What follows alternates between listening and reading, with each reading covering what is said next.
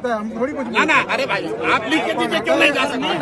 भैया किस कानून के तहत रोक रहे हैं? और आपने भी ये नहीं कहा कि बड़ा गांव में आप क्यों नहीं घुस सकते, आपने भी नहीं रोका। तो जो नियम बड़ा गांव के लिए है वही नियम कल्याण बिघा के लिए भी है। ये अलग नियम क्या है बता?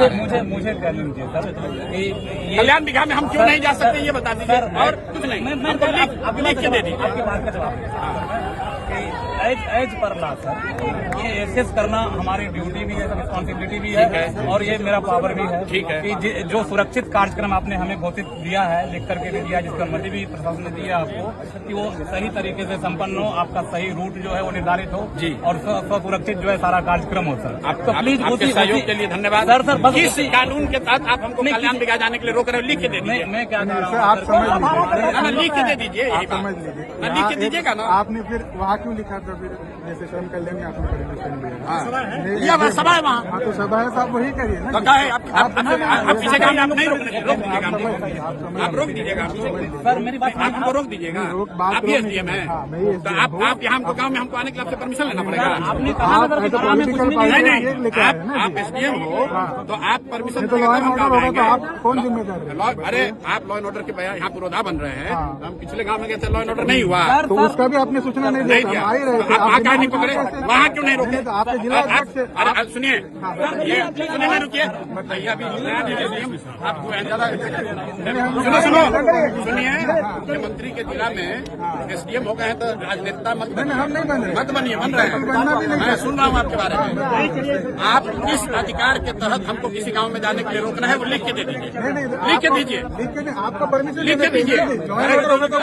राष्ट्रपति शासन है क्या? गाँव में जाने के लिए परमिशन हो, गाँव में जाने के लिए गाँव में नहीं जा सकते हैं। आप मालिक हो, दिखाइए कंप्लेन। पूछ लीजिए। नहीं दिखाइए कंप्लेन,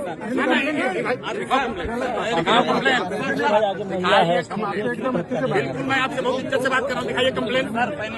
नहीं अगर किसी गाँव वाले ने, देखिए मैं इतने देर से रुकनान से बात कर रहा हूँ, ये सुनो रुकिए, अफसर होने का रुआब दिखाने का आदत आप लोग को लग गया है, समझे ना।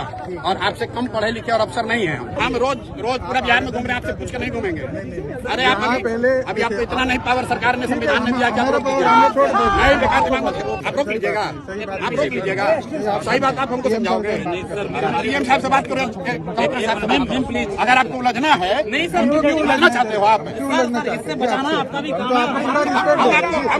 आपको दिक्कत ना हो जाए इसलिए। अरे हमारी दिक्कत है, चिंता मत करो, आप लिख के दे दीजिए, हम चले जाएंगे। तो जो मांग रहे हैं वही कीजिए ना, लिख के दीजिए, कहाँ चीज कर रहे हैं हम लोग लिख के दीजिए। तो कर रहे हैं, अकेले भी हम चल जाएंगे। नहीं कोई नहीं बात, हो जाइए, हम आप काम कर रहे हैं, हम छोड़ देंगे। कोई नहीं बात। आप दीजिए हमारे, आप लोगों को बुला के धमकी देते हो, धमकी दोगे? नहीं मतलब एसडीएम है, आप लोगों को बुला के पॉलिटिशियन बनना चाहते हैं भैया? आप लोगों को बुला के धमकी दे रहे हो?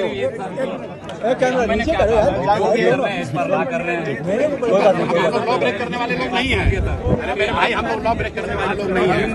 सर ये बताइए, हमको रोकना होता था हम बिहार शरीफ में रोक देते। आपके रोकने से रुकेगा? नहीं तो हम बोल रहे हैं ना, आपके रोकने से रुकेगा? आप तो बड़े नेता है ना, सीधे पॉलिटिशियन आप इतने। बिहार के साधारण लड़के हैं, और आप कभी प्रशासन में आए हो कि प्रशासन को अफसर चलाया? इत्मीनान से रहो, इत्मीनान से रहो। बात कर रही है तो लिख के दे दीजिए, दे दीजिए, लिख के दीजिए ना, जो लिख कर दो, लिख कर दो। आपको 6 महीने बाद हम लोग आ रहे हैं, लिख के दो, नौकरी चली जाएगी। लिख के दो, कानून बात कर रहे हैं, लिख के दीजिए। तो आप नेता, हम थोड़ी कुछ ना अरे भाई आप लिख के दीजिए, क्यों नहीं जा सकते? भैया किस कानून के तहत रोक रहे हैं?